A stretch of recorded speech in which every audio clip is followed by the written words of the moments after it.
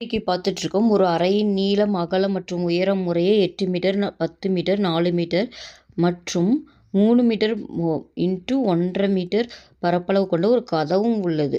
எனில் வண்ணம் பூச சதுர மீட்டருக்கு 200 செலவாகும் என்றால், அதன் சுவர்களுக்கு வர்ணம் பூச எவ்வளோ தொகை செலவாகும்? இப்போ என்னென்னா, ஒரு அறையோட ஷேப் வந்து கியூபாய்ட் ஷேப் தான் இருக்கும். அதில் லென்த்து கொடுத்துட்டாங்க.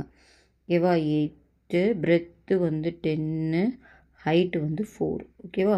அந்த கியூபாய்ட்லேருந்து கதவு வந்து பார்த்திங்கன்னா ஒரு ரெக்டாங்கிள் ஷேப் இருக்குது. ரெக்டாங்கிளுக்கு நம்மளுக்கு ஏரியா ஃபார்முலா தெரியும். Length into breadth. அதோட ஏரியா வந்து பார்த்தோன்னா 3 × 1.5. அதை எப்படி எழுதலாம்னா 3 × 15/10. அப்போ இது கேன்சல் பண்ணிங்கன்னா 3/2, அப்போ 9/2.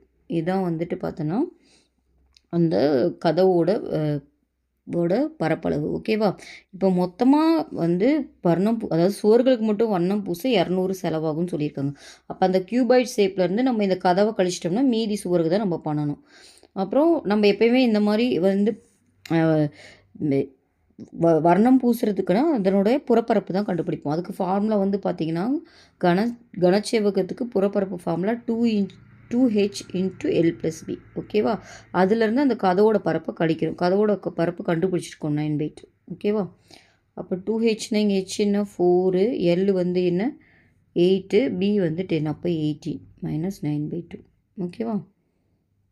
அப்போ 8 × 18. 18 × 8னா உங்களுக்கு எவ்வளோ வரும்? 64, 6, 144ன்னு வரும். ஓகேவா? 144 × 2னா 288 - 9/2. ஓகே. அப்போ என்ன வரும் உங்களுக்கு 279 வரும் /2. இதுதான் வந்துட்டு உங்களுக்கு பார்த்திங்கன்னா மொத்த சுவர்களோட புறப்பரப்பு. இது வந்து ஒரு ஸ்கொயர் மீட்டருக்கு எவ்வளோன்னு இதுதான் இத்தனை ஸ்கொயர் மீட்டர் ஸ்கொயரு. இதில் 1 மீட்டர் ஸ்கொயருக்கு எவ்வளோன்னு கொடுத்துருக்காங்க 200. ஓகேவா? அதோட நம்ம மல்டிப்ளை பண்ணணும். 2 டேபிள் கேன்சல் பண்ணிங்கன்னா 100. அப்போ ஆன்சர் பார்த்திங்கன்னா 27,900 and some odd ஆன்சர். ஓகேவா?